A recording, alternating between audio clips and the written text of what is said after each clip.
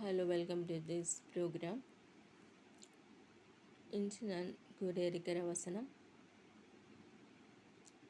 சங்கீதம் 146 ஏழாவது வசனம். சங்கீதம் 146 ஏழாவது வசனம்.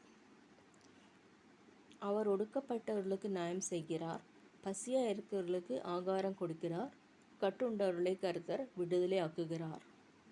பசியாக இருக்கிறவங்களுக்கு ஆகாரத்தை கொடுக்கிறார் ஆண்டவர். கட்டுண்டவர்களை கர்த்தர் விடுதலை ஆக்குகிறார். கட்டுண்டவர்கள் அவர்களை கர்த்தர் விடுதலை ஆக்குகிறார். ஒடுக்கப்பட்டவர்களுக்கு நியாயம் செய்கிறார். நியாயம் கிடைக்காமல் இருக்கிறவர்களுக்கு கர்த்தர் நியாயம் செய்து ஆசீர்வாதம் தருகிறார். பல முறைகளில் நம்ம வாழ்க்கையிலும் அநேக நியாயமில்லாத போய் மனிதர்கள் கேலி செய்கிற அனுபவம் உண்டு. அப்பொழுது நம்ம யோசிக்க வேண்டும், பரமலோகத்தில் இருக்கிற பிதா நமக்காக நியாயம் விசாரிக்கிறார்.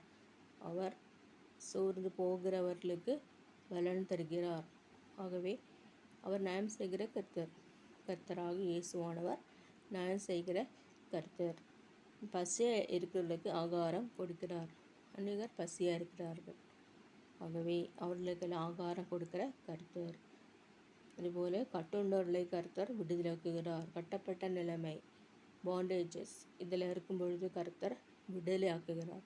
பாண்டேஜஸோடு இருக்கும்போது கர்த்தரை நோக்கி நாம் பார்ப்போமாக. இந்த நாளில் இந்த வசனம் நம்மளை ஆசிரியப்பதாக.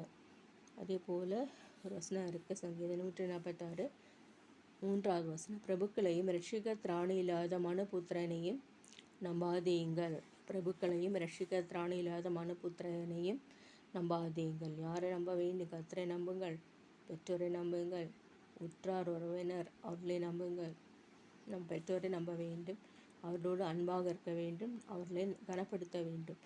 நாம் முந்தி கனம் செய்ய வேண்டும். மற்றவர்கள் நமக்கு கனம் செய்ய மாட்டார்கள். நாம் முந்திக்கணும் கனம் செய்ய, ரெஸ்பெக்ட் கொடுங்க. நம்ம பல வேலைகளில் தவறுகிறோம். ஆனால் நம்ம மற்றவர்களை ரெஸ்பெக்ட் பண்ண வேண்டும். பிரபுக்களையும் ரிஷிக திராணி இல்லாத மனுபுத்திரனையும் நம்பாதீங்கள். பிரபுக்களை நம்ப வேண்டாம், ரிஷிக திராணி இல்லாத மனுபுத்திரனை. சில மனிதர்களை ஏமாற்றுவார்கள். ஆகவே அப்படிப்பட்டவர்களிடமிருந்து தொடர்பு கொள்ள வேண்டாம். ஏமாற்றுகள், வஞ்சித்தல் இது போன்ற காரியங்கள் என்று அதிகம். அவற்றிலிருந்து நாம் விடுபடுவோமாக. அவர்களை தொடர்பு வேண்டாம். ஆகவே கட்டுண்டவர்களை விடுதலையாக்கிற கர்த்தர், நியாயம் விசாரிக்கிற கர்த்தர், பசியாக இருக்கிறவர்களுக்கு ஆகாரம் கொடுக்கிறார். ரிஷிக திராணி இல்லாத மனுபுத்திரனை நம்பாதீங்கள். ஆகவே இவ்வாறாக நாம் வாழ்வோமாக. ஆமீன், ஆமீன்.